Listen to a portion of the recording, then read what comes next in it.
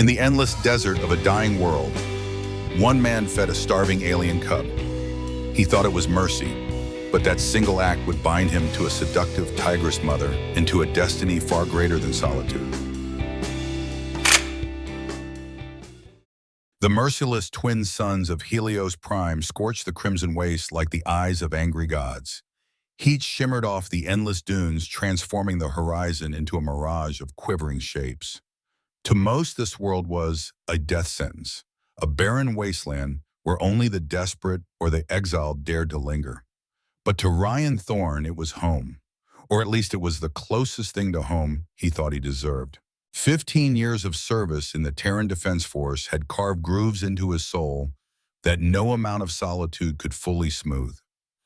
He had been Lieutenant Thorne decorated and feared a man whose orders had sent squads into firestorms and who had walked out alive when too many others hadn't. By the time the war front quieted, Ryan was tired. Not physically, the 38-year-old still bore the broad shoulders and hard muscle of a career soldier. But spiritually, he was hollow. Too many corpses in his memories, too many missions that blurred into nightmares. So when the chance came, he cashed out his pension and vanished into the stars, choosing the edge of civilization where no one would know his name and no one would ask him to kill again. His trailer station was little more than a prefab hulk of military surplus welded into the ground and humming with overworked environmental systems. The walls rattled with the size of overtaxed machinery, and the air was thick with the faint metallic tang of recycled oxygen.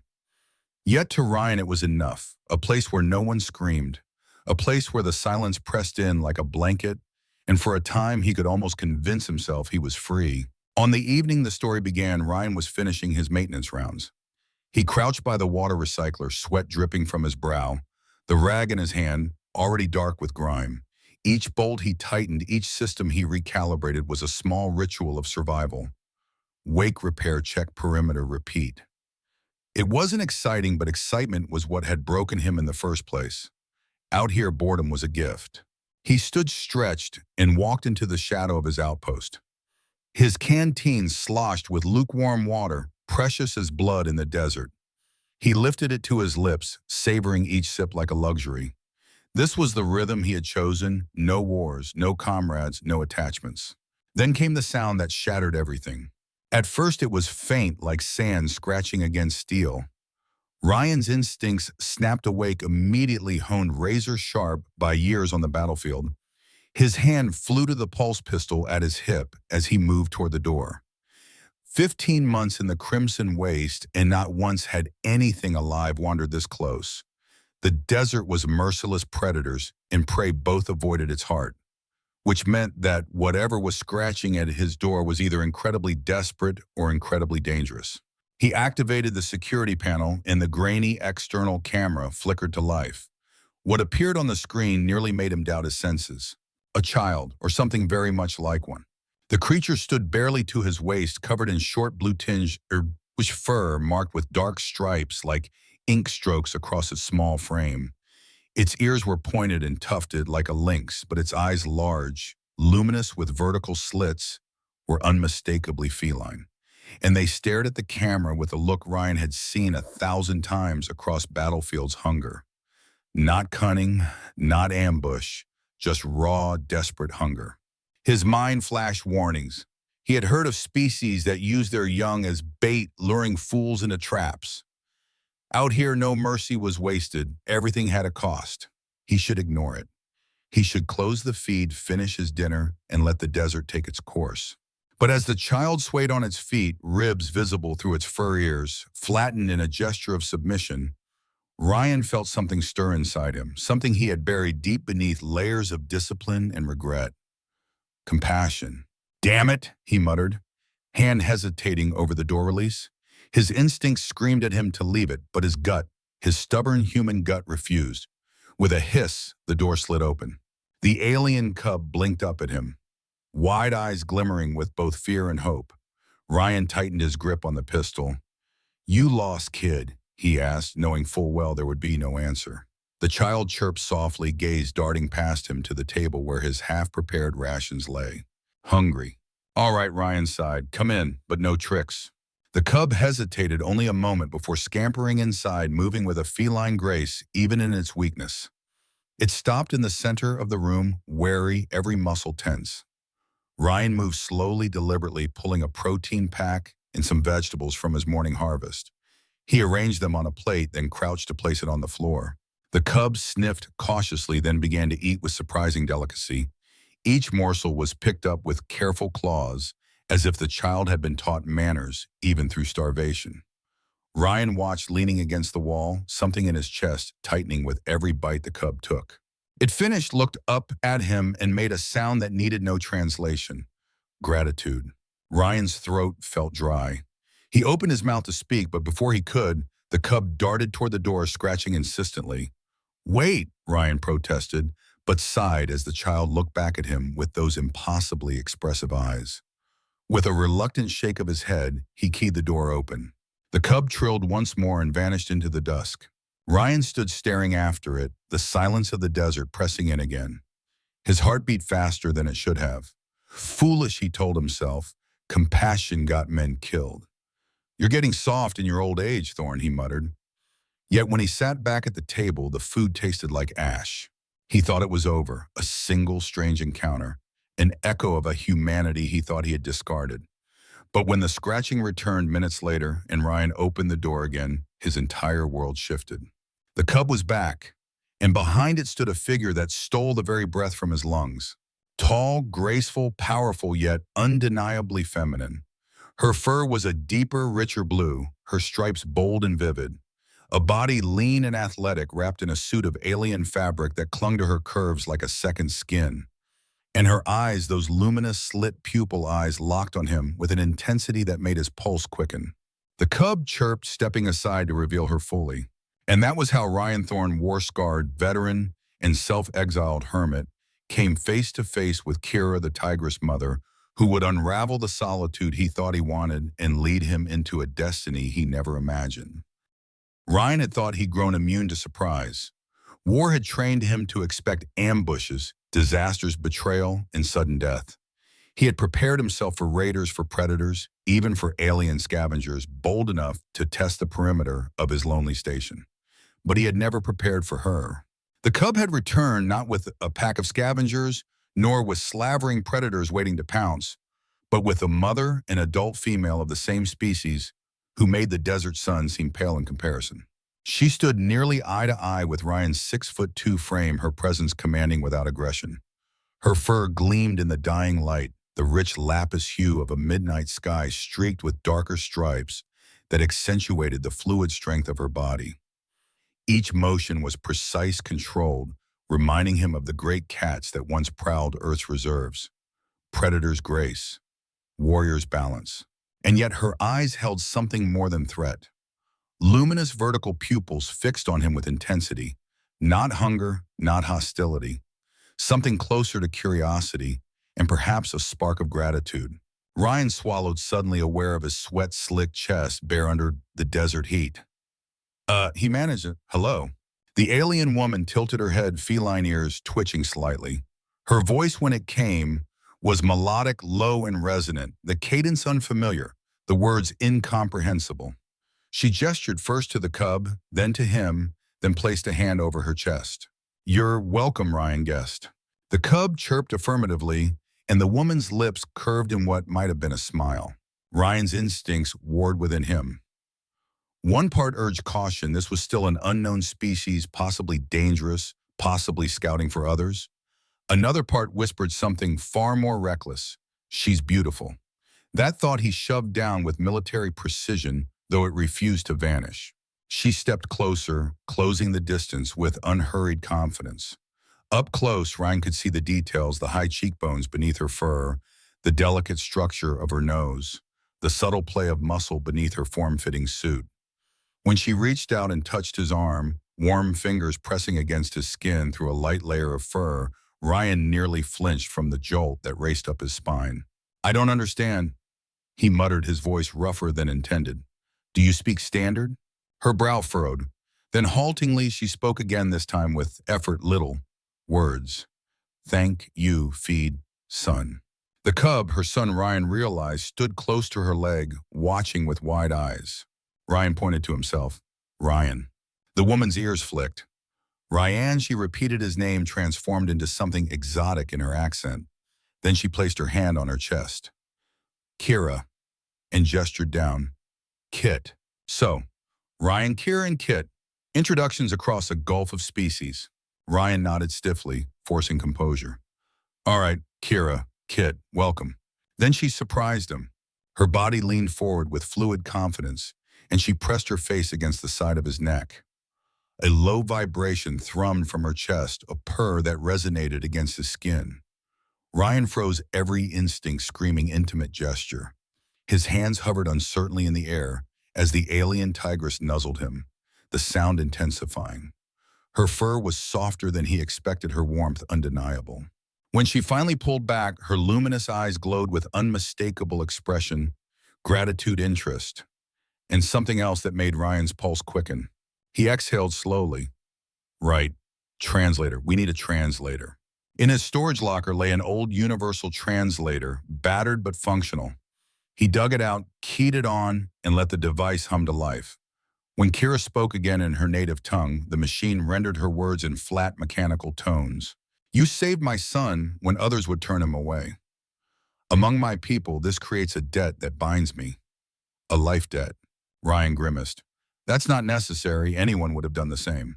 Kira shook her head firmly, the translator lagging, but catching enough numb few would show kindness to strangers here. You have good heart. I will not forget. The formality in her words made Ryan uncomfortable. He wasn't used to being called good, not after the things he'd done. He opened his mouth to argue, but stopped. Kit pressed closer to her, sighed, small claws clutching her leg. And Ryan saw it then, the raw relief in the boy's posture, the fierce protectiveness in Kira's stance. They weren't predators sizing up prey. They were survivors. A mother and child cornered by a hostile galaxy clutching at any sign of mercy. Any damn fool that he had given it. They spoke haltingly through the translator as the evening shadows deepened. Kira explained in fragments her people, the Valyrians, had once thrived, but were now hunted, taken as curiosities, or worse, by reptilian collectors. She and Kit had been fleeing for years. She didn't explain everything. Ryan sensed pain behind her silences, but it was enough. He pieced together a picture of a proud warrior culture scattered by predators. At one point, Kit crept close to Ryan, small eyes shining. He touched Ryan's hand, chirped, then darted back behind his mother's leg. Ryan felt something twist in his chest. He had seen children on battlefields before, broken orphans starving, but never had one looked at him like that, with awe, with trust. As the night deepened, Kira rose. We must go, the translator intoned. Predators hunt in dark. Ryan nodded, though part of him resisted the thought of them leaving. He'd grown used to silence, but now the silence felt heavier, emptier. Kira stepped closer again, her fur brushing against him. She touched her forehead briefly to his, a gesture the translator didn't bother to explain. It needed none. Then she turned, leading Kit into the desert. Their silhouettes shimmered against the starlit dunes, moving with impossible grace until they vanished. Ryan stood alone in the doorway, skin still tingling where she touched him. He had built his life on solitude, on walls both physical and emotional. And in a single evening, a blue-furred tigress and her cub had torn them open. Inside, the translator still hummed faintly, replaying her last translated words in his mind. You have a good heart, Ryan Thorne. I will not forget. He sat heavily at his table, staring at his untouched dinner. The desert outside remained the same, vast, silent, merciless. Yet everything felt altered, as if the galaxy had shifted its axis slightly. He had let strangers in. He had fed the hungry. And in doing so, he had invited something into his life he hadn't dared imagine for years. Connection. Ryan didn't sleep well that night. Each time he closed his eyes, he saw Kira's luminous gaze, felt the phantom vibration of her purr, heard the translator echo life debt. He tossed in his bunk, muttering to himself that it meant nothing, that they would never return. But deep down in the marrow of his soldier's bones, he knew better. Their paths had crossed for a reason. And in a universe as unforgiving as this, debts written in gratitude were not so easily erased. The days after Kira's first visit stretched strangely. Ryan tried to settle back into his familiar rhythm wake repair patrol repeat. But the silence of the outpost no longer felt like peace. It felt like absence. Each sound of shifting sand outside the perimeter had him glancing toward the monitors, half expecting to see a flash of blue fur. Each evening, when the larger sun dipped low, he caught himself lingering by the door. He cursed himself for it. He had chosen the solitude, earned it through blood and pain. He wasn't supposed to crave company, least of all from alien strangers whose lives had nothing to do with his own. But the truth gnawed at him. He missed them. He missed the cub's bright eyes. He missed the strange rhythm of Kira's voice, the way her presence filled the air like a storm waiting to break. 7 days later, the alarm shattered his half-sleep. Ryan bolted upright, pulse pistol already in his grip, instincts snapping into lethal clarity. The perimeter proximity sensor was chiming something alive, moving fast straight for the station. He sprinted to the panel eyes, narrowing at the grainy image. A small figure stumbled across the desert toward him, legs shaking, fur matted with dust. Kit. Ryan didn't hesitate.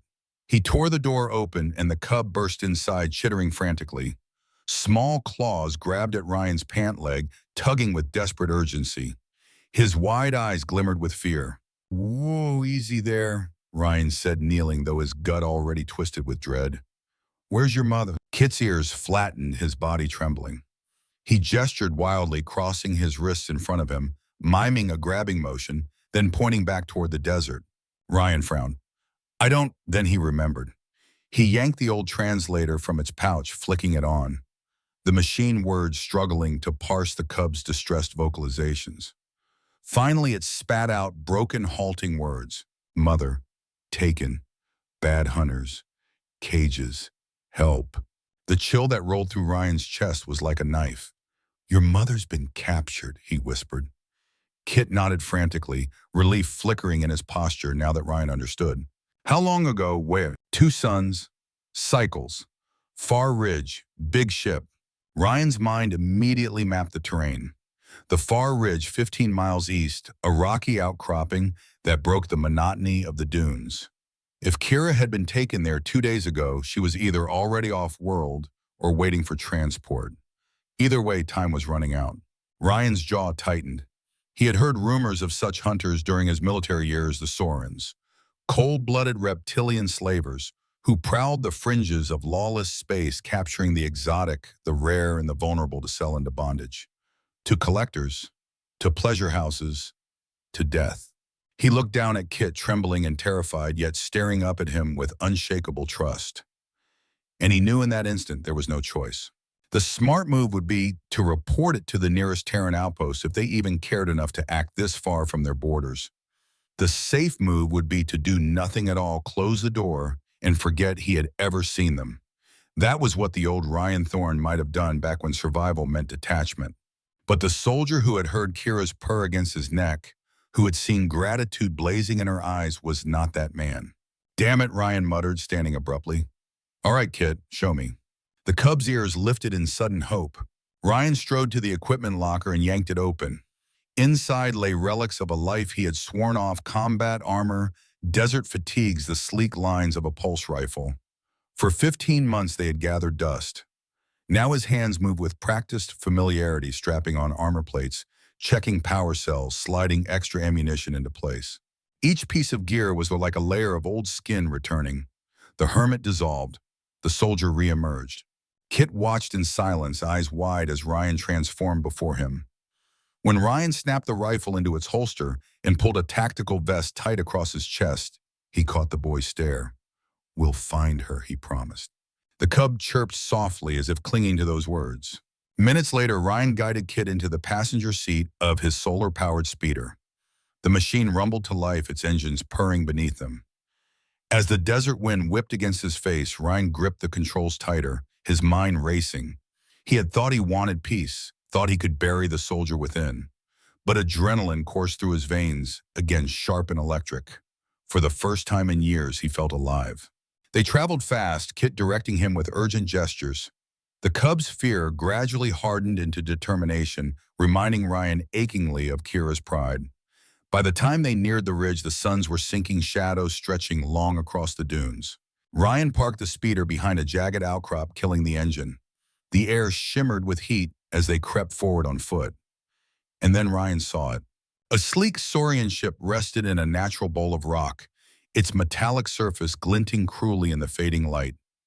6 reptilian figures moved around it, tall and sinewy, their scale-skinned gleaming weapons slung casually as if the desert already belonged to them. And near the loading ramp stood cages. In one of them, Ryan saw a flash of blue. "Kira," he whispered.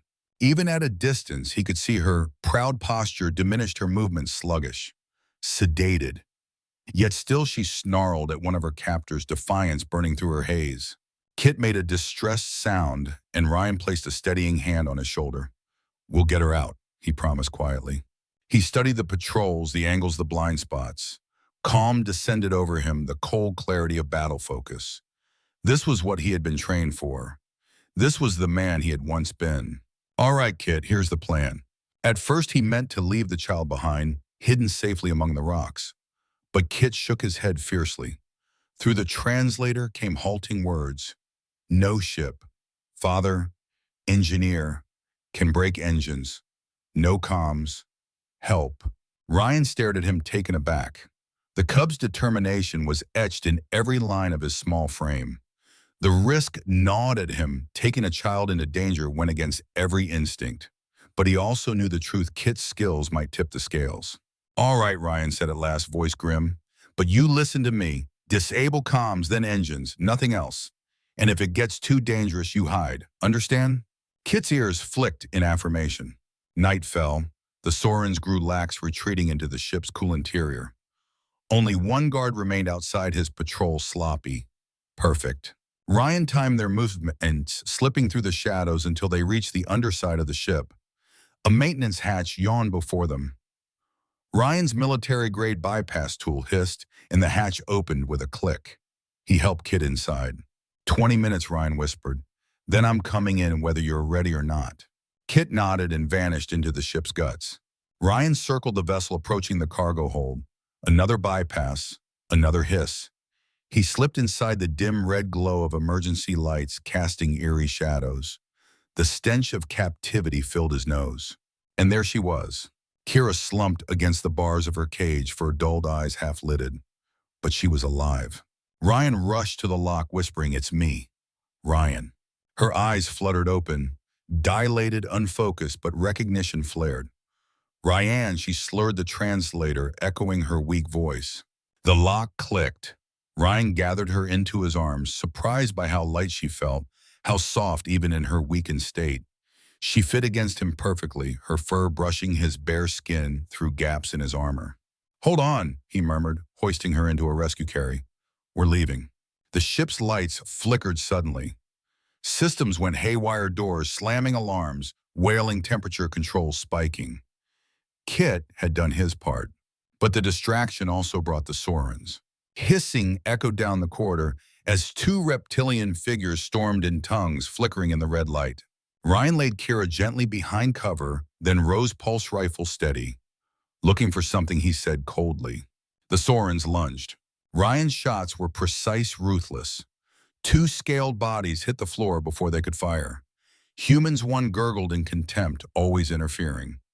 Then silence. Ryan didn't waste time. He lifted Kira again, moving toward the exit. In the distance, more Saurians hissed, their hunting cries filling the corridors. He found Kit at the maintenance hatch, claws sparking against exposed circuits. The cub looked up triumphantly. Engines. Overheat. No fly. Ryan's chest tightened with fierce pride. "Remind me never to underestimate you." They slipped out into the desert night. Behind them, the Saurian ship blared alarms, crippled and enraged. Ryan carried Kira while Kit ran alongside, small but unyielding. The desert wind cut sharp against his face, but Ryan barely felt it. All he knew was the warmth of Kira against him, her faint purr vibrating even through sedation. He had gone into the desert to bury the soldier in him, but tonight he had become something else. Not just a soldier, not just a survivor, a protector. The suns were just beginning to crest the horizon when Ryan guided the battered speeder back toward his lonely station. Kira lay cradled in the passenger seat, her breathing shallow but steady, while Kit leaned anxiously against her, his small hand resting protectively on her fur. Ryan's own body ached. His muscles throbbed from exertion, and his pulse rifle had left a bruise against his shoulder. Yet he barely noticed. His focus was consumed entirely by the fragile weight in his arms and the cub's unblinking trust. When they finally reached the station, Ryan carried Kira inside, laying her gently on his bed. Kit hovered at the edge, wide-eyed, watching every movement with fierce attention. Ryan checked her pulse, her pupils, her breathing. The sedative was strong, but her system was fighting it. She would recover. "She's strong," Ryan told Kit softly, letting the translator carry his reassurance. "She'll pull through." The cub nodded, his ears twitching, but he didn't relax until Ryan pulled a blanket over her. Only then did Kit curl up in a corner of the room, exhaustion finally claiming him. Ryan stood for a long while watching them both. The weight of responsibility pressed on him heavier than any armor he had worn in battle. He had chosen solitude to avoid attachments. Yet here he was protecting an alien mother and child as if they were his own flesh and blood. By midday, Kira stirred. Her ears flicked first, then her eyes fluttered open, vertical pupils narrowing against the light. She blinked several times before her gaze found him. "Ryan," she murmured, her voice rough but steady. "I'm here," he said immediately, leaning forward. "You're safe. Kit's safe too." Her muscles tensed as she tried to rise, but Ryan pressed a hand gently against her shoulder. "Easy. The sedative needs time to clear." For a moment she resisted. Then, perhaps trusting him, she sank back, a soft purr rumbling in her chest. "You saved me," she whispered, the translator echoing the sentiment in monotone. "Kit deserves most of the credit," Ryan said. "He found me, led me to you, and sabotaged their ship. He's quite the warrior." Pride shimmered in Kira's eyes as she turned her head toward her son, still curled asleep. "Like his father," she said softly, but then her expression darkened. "They will come again." Ryan frowned. "The Sorens." Kira shook her head. Her gaze turned distant, haunted. "Not only them, their master, Lord Vex." The translator gave the name a harsh metallic edge. Ryan recognized it. He'd heard whispers even in his military days, a draconian noble, wealthy and cruel, infamous for his private collection of rare and exotic beings. For some, the rumors said his collection was a menagerie. For others, it was something darker. "He hunts my people," Kira said, her voice tight. "We are nearly extinct. To him, that makes us more valuable." Ryan's jaw tightened. He had fought enemies of every kind, fanatical insurgents, merciless raiders, alien warlords. But the cold greed of collectors had always disgusted him most. To treat sentient lives as prizes, as possessions, was a cruelty beyond war. "You've been running from him?" Ryan asked. "For years," she admitted. "Since Kit was born, my mate, his father, died protecting us. We hid on one world after another. I thought this desert would keep us safe. I was wrong." Silence fell heavy between them. Ryan placed a hand gently on her arm. "You didn't bring this danger here. I chose to help. That's on me." Her eyes met his, luminous and searching. Why? The question caught him off guard. Why indeed? He could have ignored Kit at the door. He could have stayed hidden. He could have chosen safety. Instead, he had thrown himself back into battle for strangers. Because it was right. Because compassion was stronger than fear. Because something about Kira's gaze had awakened a part of him he thought long dead. "I couldn't stand the thought of not seeing you again," he admitted quietly. Her pupils widened and the purring in her chest deepened. She lifted a hand, tracing the line of his jaw with gentle claws. "Among my people," she said, her voice soft, "such courage, such protection. It creates a bond deeper than blood. You are now part of our family, Ryan Thorne." Before he could respond, she leaned forward, pressing her face against his neck, nuzzling him in that intimate feline gesture he had only barely begun to understand. This time, Ryan didn't freeze. His hand rose instinctively, stroking the silky fur at the nape of her neck. The purring grew louder, vibrating against his chest. The moment lingered until Ryan reluctantly pulled back. "I should check the perimeter. Kit will want to know you're awake." Kira nodded, though her eyes lingered on him with a promise that sent a shiver down his spine. Over the next 3 days, they fell into an uneasy rhythm. Ryan repaired and reinforced the station, turning old military-grade defenses back online. Kit shadowed him everywhere, learning eagerly, his small claws deftly adjusting circuits and sensors. The boy's curiosity and determination reminded Ryan of young recruits he had once trained, though Kit's motivation was fiercer survival for himself and his mother. Kira recovered swiftly, her natural agility and grace returning as the sedatives faded. She moved with liquid strength, testing herself against the station's limited space, sparring against the desert air with claws flashing. Ryan watched, sometimes pretending not to, but always aware of her presence. At night, when Kit slept, Ryan and Kira would sit on the small observation deck gazing across the moonlit desert. Conversations, halting and awkward at first, grew easier with the translator's help. They spoke of worlds they had seen, battles fought, scars earned. One night, as 3 moons bathed the dunes in silver, Kira stood close enough that her fur brushed his arm. "Your world is harsh," she said, her eyes fixed on the horizon, "but beautiful." "Like you," Ryan murmured before he could stop himself. Her gaze snapped to him and a smile curved her lips. "A warrior who chose solitude yet opened his home to strangers. You are more than you believe." When her hand rested on his chest directly over his heart, Ryan knew he was losing the battle against his own feelings. "Kira," he began, but she silenced him with a clawed finger against his lips. "Among my people, when a life debt is owed, it creates connection. But what I feel goes beyond obligation." Her forehead touched his. "Tell me, Ryan Thorne, do humans not feel desire?" Her directness shattered his last defenses. With a groan, he pulled her against him, his lips finding hers in a kiss that was both foreign and familiar. Her lips were softer than he expected, her purr thrumming through his entire body. He tangled a hand in her lapis hair, and when she responded with equal passion, he knew he was lost. For a heartbeat, there was no war, no danger, no past, only connection. But then the alarm wailed. Ryan tore himself free, rushing to the console. Perimeter breach, multiple signatures west quadrant. Kira was at his side instantly, her warrior's focus returning. Together they stared at the scanner. What they saw made Ryan's blood run cold. A massive silhouette hovered above the desert, disgorging smaller craft. Dozens of soldiers in gleaming armor marched across the sands. Kira's voice was tight with dread. "Draconians. Lord Vex does not send scouts. He sends armies." Ryan's jaw clenched as he armed the defenses. "Then we hold the line." The brief illusion of peace was over. War had found his doorstep again. The alarm shrieked like a dying animal, echoing through every steel panel of the outpost. Ryan's fingers flew across the console, bringing up external feeds. What he saw made his blood run cold. The desert horizon glowed with the fiery thrusters of a massive draconian assault carrier.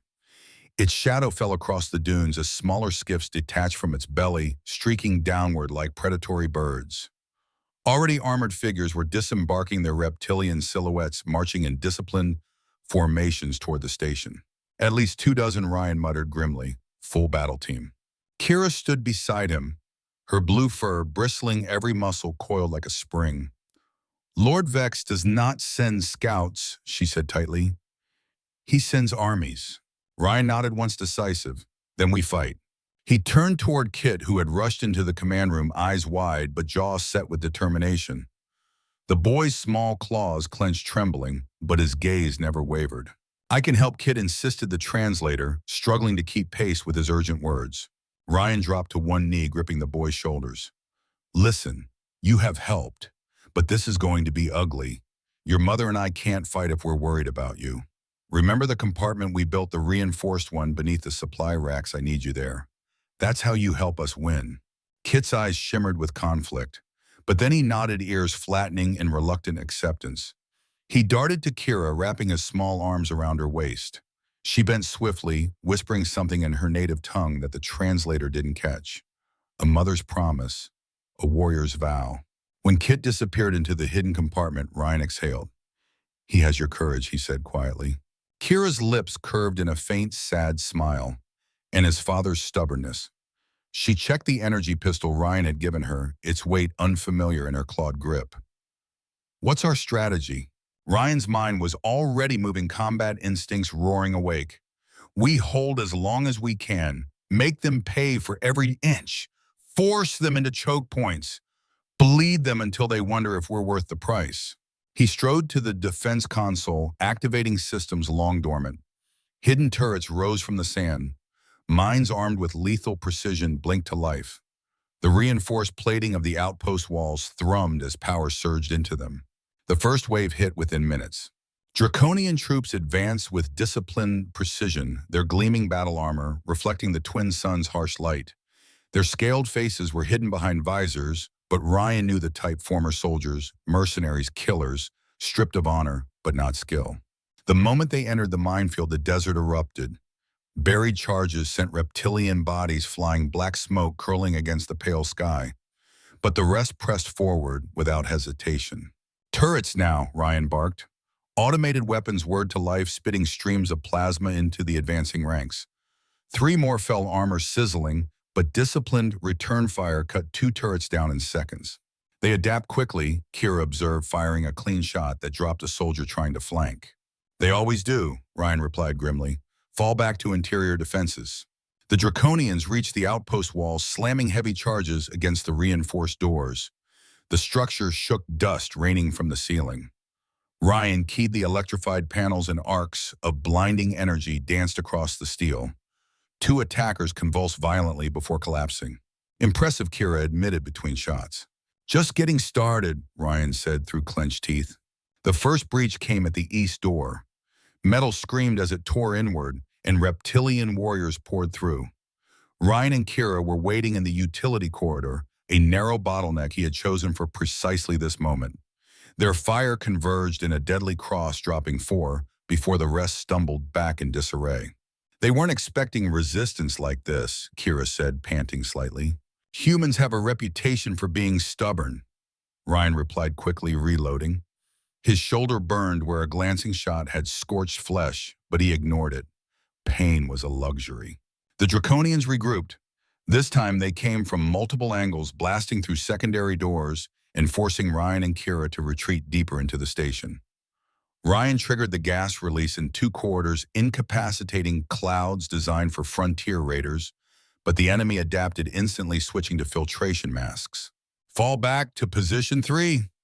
Ryan ordered it, ushering Kira toward the central living area. They turned it into a fortress of overturned furniture and rigged explosives. This is where we hold. They crouched behind barricades as heavy footsteps pounded closer. Ryan's explosives shook the ceiling, dropping steel panels onto advancing troops, crushing 2 instantly. Plasma fire blazed through the smoke as Ryan and Kira fought side by side. When Ryan's rifle overheated, Kira covered him with surgical precision, her movements fluid, lethal, beautiful. When she reloaded, he laid down, suppressing fire, their rhythm almost instinctive. For a few moments, Ryan almost forgot the odds. They fought as though they had been partners for years, each anticipating the other's moves. Warrior and Tigress back to back against the storm. But the enemy numbers were relentless. One blast grazed Ryan's shoulder, searing through cloth and into flesh. He grunted, staggering. "You're hurt," Kira hissed, eyes flashing with fury. "I'm fine," he growled, forcing the pain down. "Stay focused." The battle dragged on, minutes stretching into an eternity of gunfire, smoke, and blood. The Draconians breached the living area itself, and for the first time, Ryan feared they wouldn't hold. And then amid the chaos, Kira grabbed his arm, her voice fierce even through the translator. "Ryan, listen to me. If we do not survive, last night was not just desire. Among my people, what we shared makes us bound, joined for life." The revelation slammed into Ryan harder than any plasma blast. In her culture, they were already mates, already family, and as he met her gaze, he realized the truth. He wanted it. He wanted her, wanted Kit, wanted this bond more than he had ever wanted anything in his broken life. "Then we have even more reason to survive," he said, squeezing her hand before turning back to the fight. The next wave stormed through the breach, reptilian roars echoing. Ryan detonated his last ceiling charges, collapsing debris onto them. 3 more fell, but more followed, pressing closer. Ryan's rifle hissed, overheated, useless. He pulled his sidearm, teeth gritted. Kira leapt forward with a snarl, claws slashing as she fired point blank into scaled throats. Still, it wasn't enough. They were being overrun. And then a new alarm sounded, not defensive, long-range scanner. Ryan glanced at the monitor, disbelief flooding him. Contacts, multiple signatures, Terran military configuration. Kira's eyes widen. Your people. Before Ryan could answer, the enemy faltered. Their commander hissed into his comms, his reptilian features twisting with fury. Orders crackled. And then as one, the Draconians began to withdraw. They're retreating, Kira whispered almost in disbelief. Ryan checked the feed. 3 Terran cruisers had entered orbit, bristling with weapons. A full battle group. The Draconians pulled back in disciplined order, their assault carrier lifting from the desert with a deafening roar. Within minutes, the battlefield was silent, save for the hiss of Ryan's scorched defenses. He sagged against a barricade, Kira collapsing beside him. Their bodies trembled with exhaustion, but their eyes met fierce and unbroken. The comm unit crackled to life, a familiar voice filling the ruined room. Lieutenant Thorne, this is Captain Marcus Harding of the TDF Relentless. Area secure. Draconian forces in full retreat. Request permission to send a medical team. Ryan blinked in shock. Marcus Harding had been his commanding officer years ago during his final tour. Permission granted, Ryan answered automatically, voice hoarse. Captain, how the hell did you find me? That's a long story, Harding replied. Let's just say when Lord Vex put out a bounty on a certain ex-Special Forces soldier, it got our attention. The diplomatic corps has been itching for a reason to put pressure on him. Ryan barely registered the words. He turned to Kira, who reached for his hand, her claws trembling, but her grip strong. Their bond had been forged in fire. Whatever came next, they would face it together. And in the hidden compartment, Kit crawled out eyes wide as he beheld the aftermath. His home was battered, scarred, but his family was alive. For Ryan Thorne, the hermit soldier who had once sought only silence the war, had come crashing back into his life. But this time it was different. This time he wasn't fighting for orders, he was fighting for them. The battlefield smelled of scorched metal and ozone. Smoke rose in thin, twisting trails from what remained of the outpost defenses, and the desert outside was littered with blackened craters where mines had detonated. For the first time since the siege began, silence returned. But it was not the same silence Ryan had once cherished. This was the heavy, exhausted quiet that came after war. Medical dropships descended through the dawn sky, their thrusters kicking up plumes of sand. Terran soldiers in crisp armor spread across the perimeter with efficient precision, securing the area and cataloging the damage. Ryan watched them with mixed emotions. These were his people, once his brothers in arms. Their discipline was familiar, comforting even, and yet he no longer felt he belonged among them. Captain Marcus Harding disembarked last, his uniform immaculate even in the grit of the desert. His presence carried authority that Ryan remembered all too well. Harding's sharp eyes scanned the battered outpost before settling on him. Lieutenant Thorne, Harding said, his tone firm, but not unkind. You look like hell. Ryan, armor scorched and shoulder bandaged, hastily gave a humorless smile. Good to see you too, Captain. Or should I say, still Capt. Harding's lips twitched. Promotion came and went. It's Admiral now. Admiral! Ryan let the word roll off his tongue like an unfamiliar weight. Harding gestured toward the ruined defenses. You held out longer than anyone had a right to expect. The reports said 20 soldiers. My scans counted 32. And you had what an old Terran rifle, a handful of mines, and her. He inclined his head toward Kira, who stood tall, despite her exhaustion, Kit clutching her side protectively. Her name's Kira, Ryan said evenly, and she fought as hard as any soldier I've ever seen. Harding gave a respectful nod, but did not press further. Instead, his gaze softened as it moved back to Ryan. You could have called for help. Why didn't you? Ryan shrugged. Didn't think anyone was listening. Harding studied him for a long moment before sighing. We've been monitoring Draconian chatter for months. When Lord Vex put a bounty out for a human ex-Special Forces officer on this planet, we knew it had to be you. We moved as fast as we could. Ryan's jaw clenched. Fast wasn't fast enough. They almost had her. Almost had both of them. And yet they didn't. Harding countered, his voice sharp. Because you stood your ground. Because you fought. The weight of those words pressed hard on Ryan. He didn't want to fight anymore. And yet, when the moment came, he had. Not out of duty, not out of orders, out of choice. Harding seemed to read the turmoil on his face. You know I could reinstate you. With what you pulled off here, they'd make you a commander, maybe more. The Corps could use you again. Ryan's gut twisted. For years, the uniform had been his identity. To be offered that place again, it should have tempted him. But when he glanced toward Kira, her fur still matted with battle grime, and Kit, who now looked at him with unshakable trust, he knew the answer. No, Ryan said quietly but firmly. I'm done with the military. I don't want to fight someone else's war anymore. I want to build something, not destroy it. Harding arched a brow. Build what? Ryan exhaled slowly. A sanctuary. A place where Kira's people and others like them can live without fear of being hunted. Protected. Safe. Harding studied him with a mixture of surprise and admiration. That's not the answer I expected. It's the only one that makes sense, Ryan said. He rubbed a hand across his face, suddenly wary. I thought solitude would heal me. Turns out it just kept me hollow. But them, he gestured toward Kira and Kit. They've given me something worth protecting. Something that feels right. Kira's gaze softened as she listened, even though the translator wasn't needed to catch the meaning. She stepped closer, her hand brushing his uninjured arm, her purr faint but steady. Among my people, she said, to choose protection over battle is the path of true strength. Harding gave a short laugh. Well, lucky for you, the diplomatic corps is hungry for symbols. A human veteran protecting endangered species, that'll play well in the council chambers. They'll give you your sanctuary, official status, resources, everything you need, and it sends a message to Vex without sparking a war. Ryan blinked, startled by the speed with which Harding laid it out. Just like that. Harding's smile was wry. Don't mistake pragmatism for generosity. You'll get your sanctuary because it serves Terran interests. But that doesn't mean it can't serve yours too. For the first time in years, Ryan felt something stir inside him, something dangerously close to hope. The weeks that followed were a blur. Terran engineers arrived to reinforce the battered outpost, installing new shields, automated defenses, and communication arrays. Medical teams tended to wounds both physical and mental. Diplomats drew up treaties and agreements, carving out a new line of protection on the galactic map.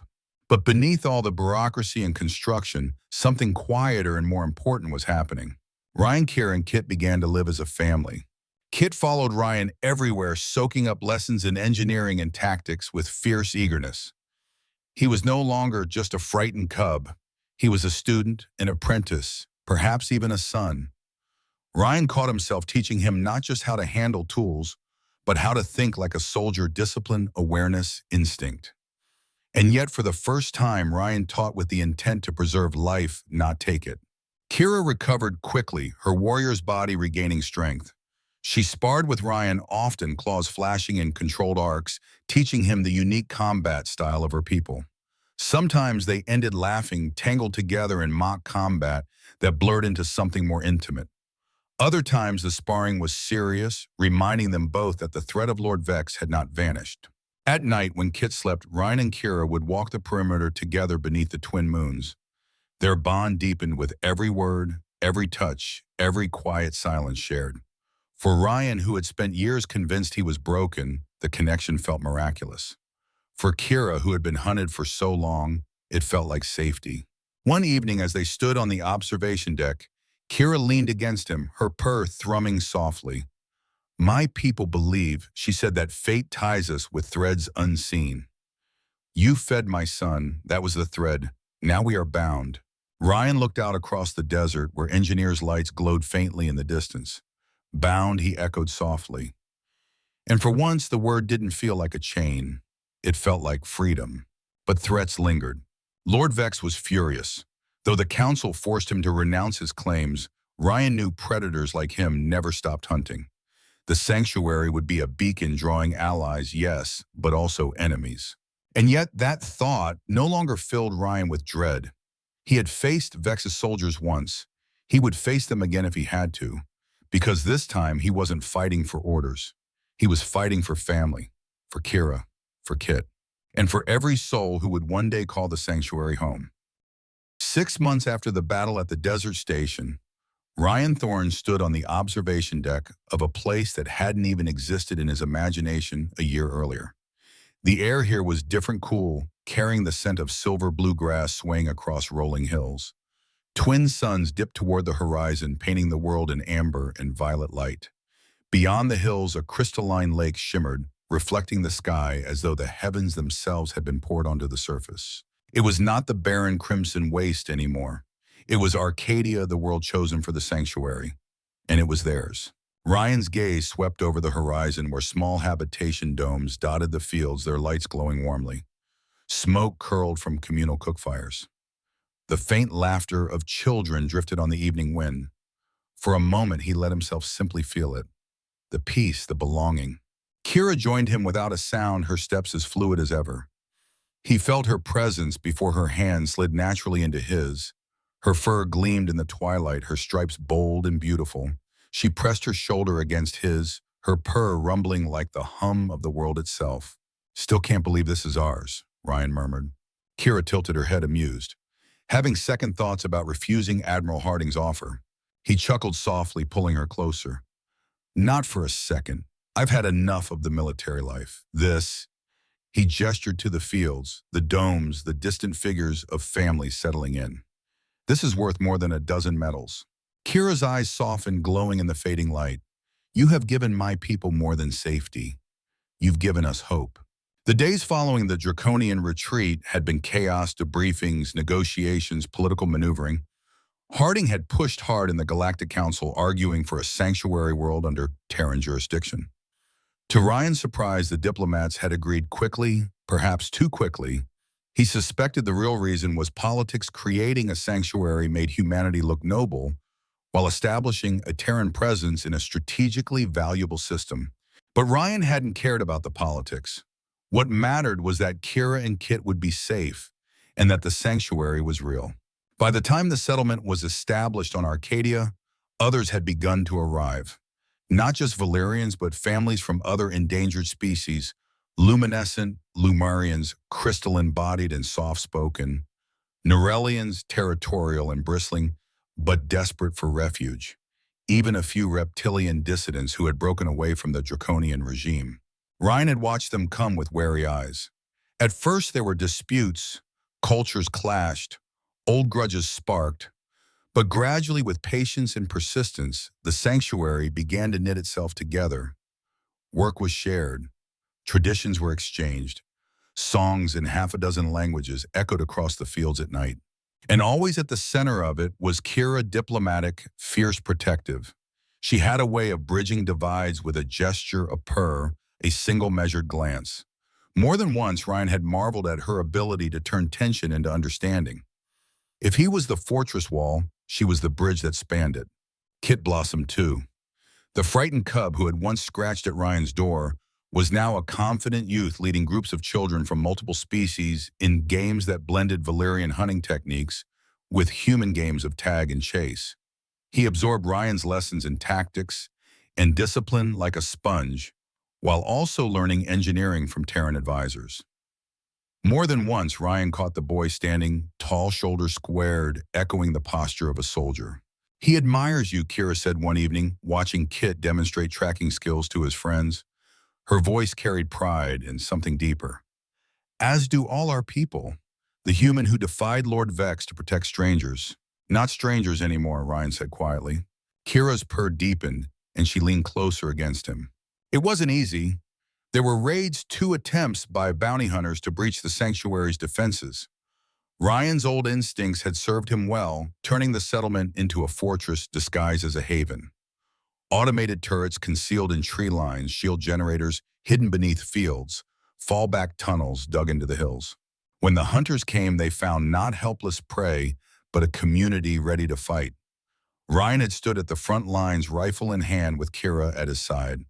The hunters had never returned. Lord Vex, humiliated by his failure, had been forced to renounce his claims in the Galactic Council after evidence of his illegal hunts leaked. Politically, his influence waned. Militarily, he was still dangerous. But for now, the sanctuary stood. Ryan often wondered if peace could last. But whenever doubt crept in, he would look at Kira or at Kit or at the fields where children of half a dozen species played together, and he reminded himself, even if it didn't last forever, it was worth every fight to keep it alive for as long as possible. One evening, as the sanctuary gathered for its weekly shared meal, Ryan found himself at the center of a long table surrounded by faces from across the stars. Bowls of alien fruits, roasted meats, and steaming grains were passed around, laughter and chatter, bubbling in a dozen tongues. Translators occasionally hiccup, turning phrases into accidental comedy, which only drew more laughter.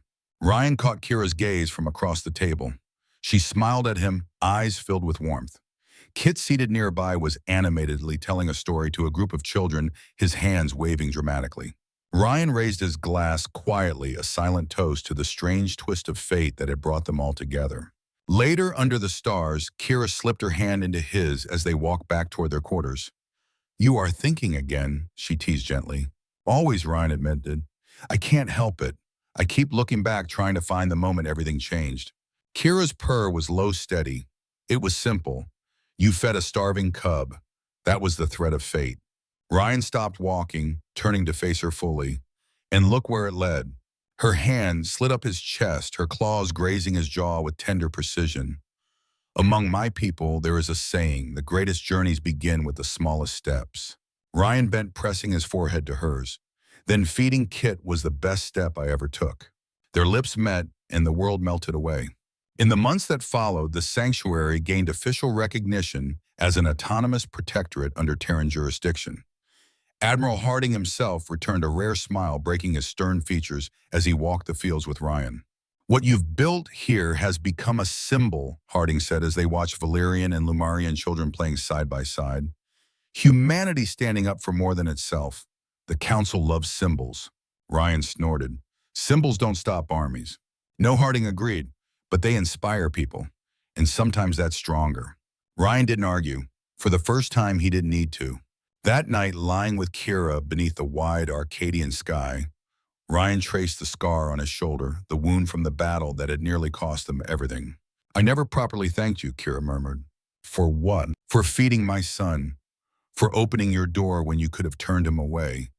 For risking everything to save me." Her claws brushed his cheek, gentle as a whisper. "Among my people, such choices are not chance. They are destiny." Ryan caught her hand, pressing it to his lips. "Best decision I ever made, even if it cost me my solitude." He smiled faintly. "Especially because of that.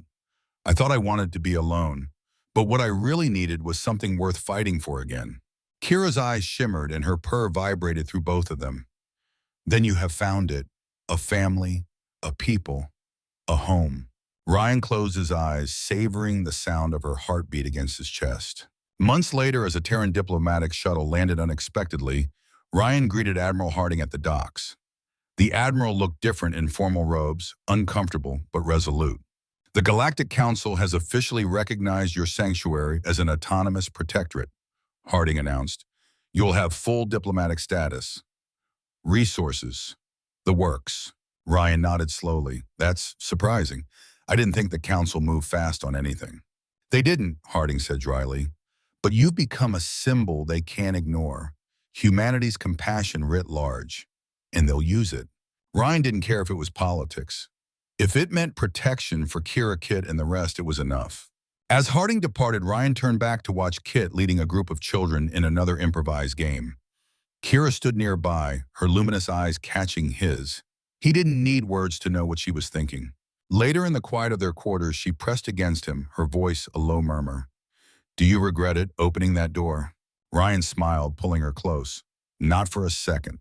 And so the story of the sanctuary became legend, not because Ryan Thorne had been a soldier, not because he had killed enemies or fought armies, but because he had opened his door to a starving child and chosen compassion over fear. In the end, that was humanity's greatest strength.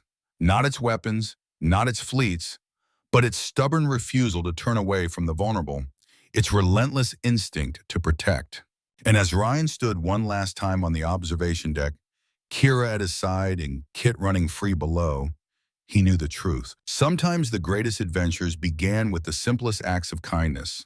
And in a galaxy filled with predators, that kindness was what made humans truly exceptional.